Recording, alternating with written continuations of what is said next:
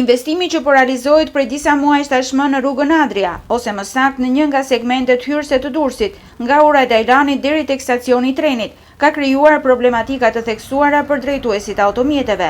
Trafiku i rënduar, radhët e gjata dhe minutat të tëra pritjeje përpara se sa të hysh në qytet, janë një fakt i njohur tashmë për të gjithë qytetarët e Durrësit, por edhe vizitorët. Por ato që i çudisin më shumë drejtuesit e mjeteve, janë ato që në gjuhën teknike quhen urban wunderf, që kanë mbirë në 2 rreth rrotullimet tek ura e Dajlanit dhe në hyrje të autostradës, të aplikuara në vendet perëndimore në zona urbane, si lagje apo hapësira publike.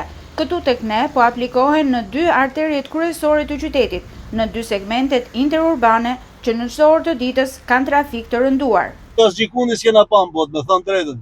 Ngushtosh rrugën këtu, është precedent për aksident. Ti ishte hapur ashtu si ishte shumë bukur. Po pse po i bëjnë sipas jush? Çfarë duan të bëjnë? Po të marrin lekët e çfarë të bëjnë? Sajojnë gjona me marr lekët, çfarë të bëjnë ata? Mund të bëhet burim aksidenti? Po patjetër, nuk e sheh ti. Çan ngushtica është bërë këtu, është bërë si qihin. To duken parësyeshme.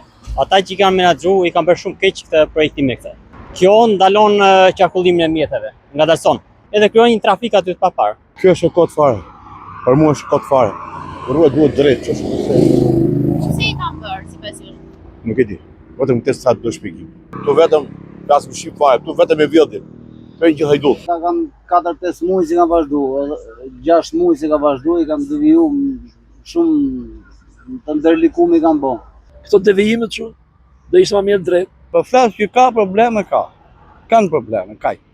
Pas hinkave të zbatuara thuajse në të gjitha rreth rrotullimet në qendër të Durrësit, projektuesit e rrugëve kanë ideuar tashmë një tjetër anomali për qarkullimin e makinave. Në një qytet ku gati gjysma e popullsisë ka në pronësi një automjet, projektimi i infrastrukturës rrugore nuk shërben për të normalizuar trafikun, por për të rënduar dhe më shumë atë.